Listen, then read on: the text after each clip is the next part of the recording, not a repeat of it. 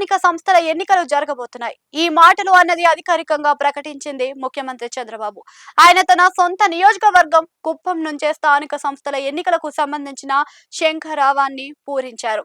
కుప్పంలో పార్టీ కార్యకర్తలతో చంద్రబాబు సమావేశం అవుతూ చేసిన ఈ వ్యాఖ్యలు, ఇచ్చిన ఈ పిలుపు ఏపీలోని మొత్తం పార్టీ క్యాడర్ కి అని అర్థం చేసుకోవాలి. త్వరలో వస్తున్న లోకల్ బాడీ ఎన్నికల్లో టోటల్ గా కూటమి అభ్యర్థులే అన్ని సీట్లు గెలుచుకోవాలని బాబు స్పష్టం చేశారు. ఆంధ్రప్రదేశ్ లో చూస్తే 125 పట్టణ స్థానిక సంస్థలు ఉన్నాయి. అలాగే 17 దాకా మున్సిపల్ కార్పొరేషన్లు ఉన్నాయి. 78 మున్సిపాలిటీలు, 30 నగర పంచాయతీలు ఉన్నాయి. ఇవన్నీ ఏ పరిపాలన నిర్వహణ కోసం పట్టణ గ్రామీణ ప్రాంతాలకు రాష్ట్రంలోని 28 జిల్లాలుగా విభజించారు. ఇక ఇవి కాకుండా గ్రామీణ స్థాయిలో 13,324 గ్రామీణ పంచాయతీలు కూడా ఉన్నాయి.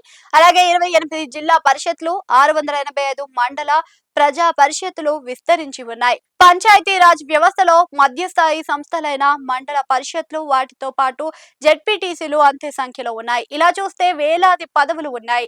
వీటికి అన్నిటికీ ఎన్నికలు దశల వారీగా నిర్వహించేందుకు కూటమి ప్రభుత్వం సన్నాహాలు చేస్తుంది. మొదట మున్సిపాలిటీస్ తోనే మొదలెట్టి ఆ మీదట జిల్లా పరిషత్లు, మండల పరిషత్లు, చివరిలో పంచాయతీ ఎన్నికలు నిర్వహించాలని చూస్తున్నారు.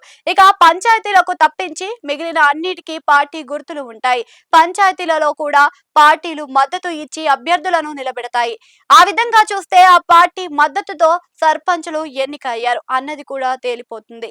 ఈ ఎన్నికల్లో ఘన విజయం సాధించడం ద్వారా 2 ఏళ్ల తమ పాలనకు తిరుగులేదు అని చాటి చెప్పాలని కూటమి ప్రభుత్వం చూస్తుంది. దానికోసం గట్టిగానే కసరత్తు చేస్తుంది. కూటమిలో జనసేన, బీజేపీ కూడా ఇదే అదునుగా తమ సొంత బలం పెంచుకోవాలని చూస్తున్నాయి.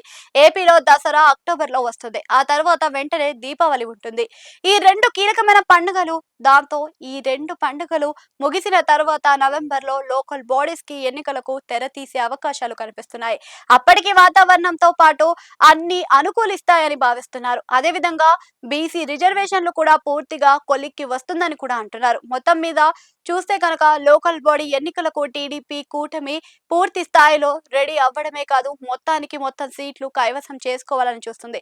ఇక 2021లో జరిగిన లోకల్ బాడీ ఎన్నికల్లో మొత్తం సీట్లను లోకల్ బాడీస్ లో స్వీప్ చేసిన వైసీపీ ఈసారి ఏం చేస్తుంది అన్నదే చర్చగా ఉంది.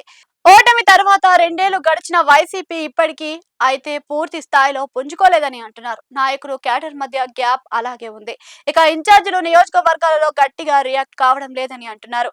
రాష్ట్ర పార్టీ పిలుపు ఇస్తే స్పందిస్తున్నారు. అది కూడా చాలా చోట్ల మొక్కుబడిగానే అంటున్నారు.